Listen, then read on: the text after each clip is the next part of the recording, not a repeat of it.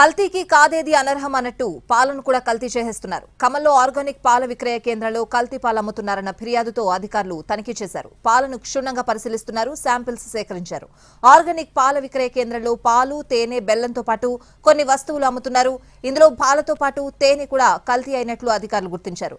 Report వచ్చిన తర్వాత చర్యలు చేపడతామని అంటున్నారు ఫుడ్ సేఫ్టీ అధికారులు. మరింత సమాచారం మా ప్రతినిధి భూపాల్ అందిస్తారు.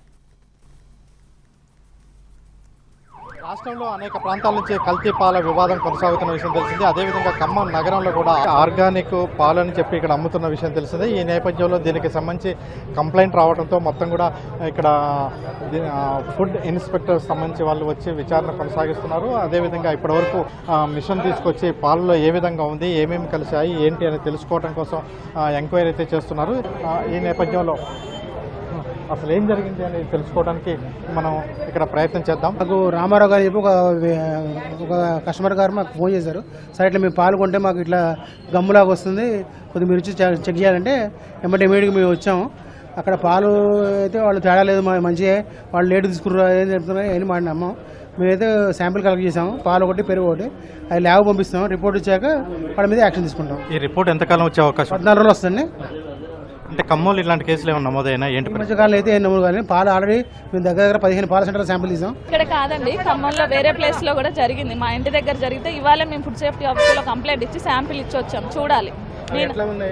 నేను అబ్జర్వ్ చేసింది ఏంటంటే పాలు విరగట్లేదండి. నిమ్మరసం వేసినా వెనిగర్ వేసినా విరగట్లేదు. వెళ్ళి అడిగితే మాకు సంబంధం లేదు, మేమెందుకు పోస్తాం అంటున్నారు. లిటరల్ గా గేదెకి తీసి ఇలా బిందెలో పోసిస్తున్నారు. అలాంటి పాలు కూడా విరగట్లేదు. ఏం జరుగుతుంది? కళ్ళ ముందు తీసినాయి కూడా నమ్మలేకపోతున్నాం. ఇంకేం తాగాలి, ఏం తినాలి చెప్పండి. మొత్తం అసలు ఏం జరిగింది? మీకు ఎట్లా ఇబ్బంది ఏర్పడింది? సార్ నేను పాలు ఎప్పుడు కొంటా, పాలు కొంటుంటే అనుమానంగా ఎప్పుడూ లేదు నాకు పాల మీద, ఇలా దీని మీద. మొన్న నోరు గమ్ములాగా పట్టుకుంటే పెరాలసిస్ ఏమైనా వచ్చిందేమోనని ఎమ్మటే డౌట్ వచ్చి నోరు కడుక్కొని పాలల్లో చేయి పెట్టేసరికి గమ్ము మన పెవికిక్లాగా అతుక్కుంది.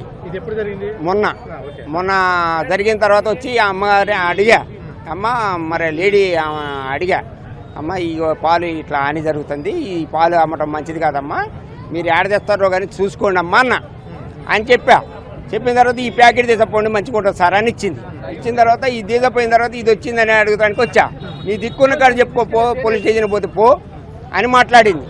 అమ్మ నేను కంప్లైంట్ చేయడానికి కాదు, మీరు మానుకోండి, పాలు ఇలాంటి అమ్మితే మాత్రం బాగుండదు అని చెప్పి నేను చెప్పా. ఫుడ్ ఇన్స్పెక్టర్ గారికి కంప్లైంట్ చేయండి అని సార్ చెప్పారు, సీసీ గారు.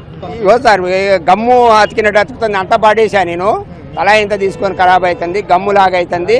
మొన్న పెవికిక్ లాగా ఉంది సార్, మొన్న మొత్తం మూత అతక్కపోయింది. నాకు చూస్తే పాలే కాదు, ఏంటి తీసుకున్నాం సార్? ఇది తేనె వీళ్ళ దగ్గర తీసుకెళ్ళామండి. బాటిల్ కాస్ట్ వచ్చి 550 చెప్పారు, 500కి ఇచ్చారు.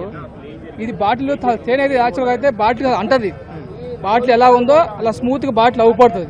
చూడండి, ఒక ఇంచు కొద్దిగా ఒక మాదిరి ఉంది, కింద ఒక మైదా పిండి లెక్క ఉంది. ఇది పిండి అయింది కానీ నేను చిన్నప్పటి నుంచి ఎట్లా బాగా రాపుతా బావి దగ్గర.